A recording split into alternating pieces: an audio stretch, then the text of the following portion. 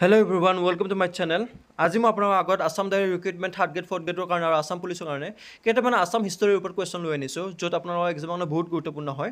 ভিডিঅ'টো সম্পূৰ্ণ চাব, ভিডিঅ'টো ভাল লাগিলে লাইক কৰিব, চেনেলটো ছাবস্ক্ৰাইব কৰি দিব। আৰু মোৰ চেনেলত মই SI ইউনিটৰ ওপৰত ভিডিঅ' আপলোড কৰিছোঁ, আপোনালোক সকলোৱে চাই ল'ব। কাৰণ আসাম ডাইৰেক্ট ৰিক্ৰুটমেণ্ট বা আসাম পুলিচত যিকোনো এক্সামত আপোনালোকৰ SI ইউনিট এটা হ'লেও আহিবই, গতিকে 100% কমন সেইটো এটা হ'লেও ইউনিট আহিবই। গতিকে আপোনালোক সকলোৱে সেই ভিডিঅ'টো চাই ল'ব, বহুতখিনি আপোনালোকৰ কাৰণে হেল্পফুল হ'ব। তো আজি ভিডিঅ'টো আমি আৰম্ভ কৰোঁ, বলক। আজিৰ প্ৰথমটো কুৱেশ্যন হৈছে who is known as Napoleon of Assam? অসমৰ নেপোলিয়ন বুলি কাক জনা যায়? ইয়াৰ শুদ্ধটো হ'ব অপশ্যন বি, চুহুংমুং। অসমৰ নেপোলিয়ন বুলি চুহুংমুঙক জনা যায়। Next, who is known as Vikramaditya of Assam? কাক অসমৰ বিক্ৰমাদিত্য বুলি জনা যায়? ইয়াৰ শুদ্ধটো হ'ব অপশ্যন এ, নৰনাৰায়ণ। অসমৰ বিক্ৰমাদিত্য বুলি নৰনাৰায়ণক জনা যায়। Next, Niladhwaj founded the dynasty of? নীলধ্বজে কোন ৰাজবংশ প্ৰতিষ্ঠা কৰিছিল? ইয়াৰ শুদ্ধটো হ'ব অপশ্যন এ, সেন। নীলধ্বজে সেন ৰাজবংশ প্ৰতিষ্ঠা কৰিছিল।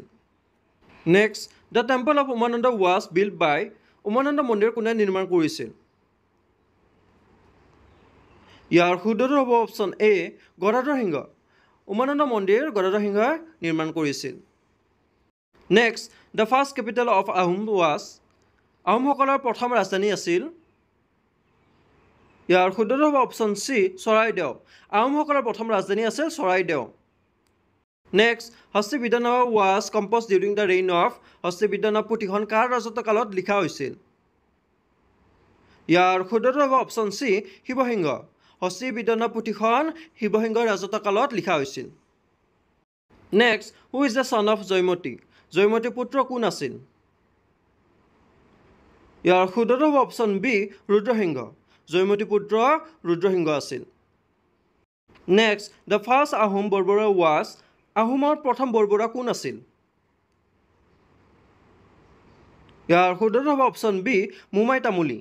আহোমৰ প্ৰথম বৰবৰুৱা আছিল Momai Tamuli. Next, which Ahom king was popularly known as Bamuni Konwar? কোনজন আহোম ৰজা বামুণী কোঁৱৰ বুলি জনাজাত আছিল? ইয়াৰ শুদ্ধটো হ'ব option D, চুডানফা।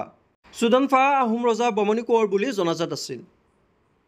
Next, which Ahom king planned an invasion of Bengal? কোনজন আহোম ৰজাই বংগদেশ আক্ৰমণৰ পৰিকল্পনা কৰিছিল? ইয়াৰ শুদ্ধটো হ'ব অপশ্যন এ, ৰুদ্ৰসিংহ। ৰুদ্ৰসিংহ ৰজাই বংগদেশ আক্ৰমণৰ পৰিকল্পনা কৰিছিল। Next, who was referred to as Dihingia ৰজা?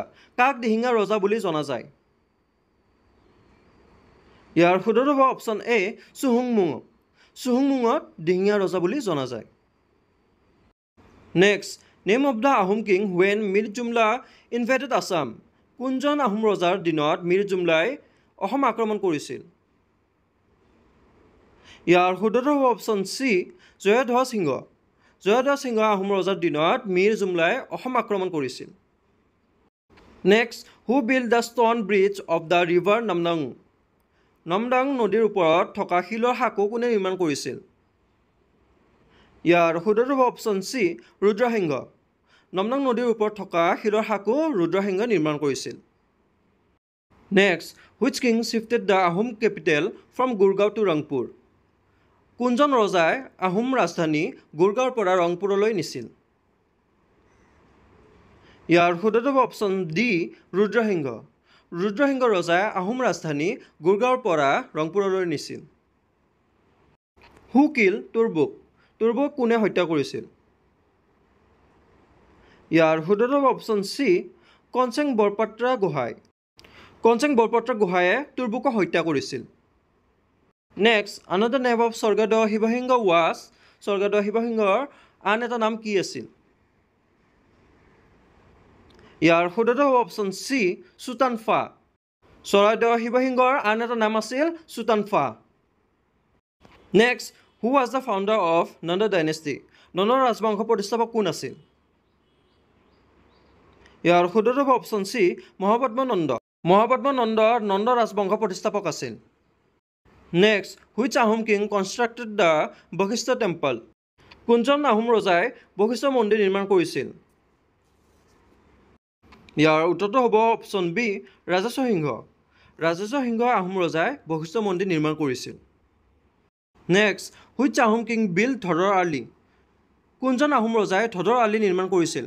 ধদৰ আলি এইটো কি হয়? ধদৰ আলি এইটো ৰাস্তা হয়, য'ত আহোমৰ ৰাজত্ব কালতে এই ৰাস্তাটো বনোৱা হৈছে। এই ৰাস্তাটোৰ নাম আছিল ধদৰ আলি। তো কোনে নিৰ্মাণ কৰিছে ৰাস্তাটো? ইয়াৰ শুদ্ধটো হ'ব অপশ্যন চি গদাধৰ সিংহ। গদাধৰ সিংহই আহোম ৰজাই ধদৰ আলি নিৰ্মাণ কৰিছিল। Next, who was the author of Darrang Rajvamshavali? কোনে দৰং ৰাজবংশাৱলী লিখিছিল? ইয়াৰ শুদ্ধটো হ'ব অপশ্যন বি চুৰিয়াহাদী দাইভাগ্না। চুৰিয়াহাদী দাইভাগ্না দৰং ৰাজবংশাৱলী লিখিছিল। নেক্সট, আজি আপোনালোকৰ হোমৱৰ্কটো হৈছে the Ahom entered Brahmaputra valley in. আহোমসকলে ব্ৰহ্মপুত্ৰ উপত্যকাত কেতিয়া প্ৰৱেশ কৰিছিল? 1220 AD, 1225 AD, 1228 AD, 1229 AD। ইয়াৰ শুদ্ধটো আপোনালোক সকলোৱে কমেণ্ট ছেকশ্যনত জনাব। ভিডিঅ'টো ভাল লাগে লাইক কৰিব আৰু চেনেলটো ছাবস্ক্ৰাইব কৰি থৈ দিব।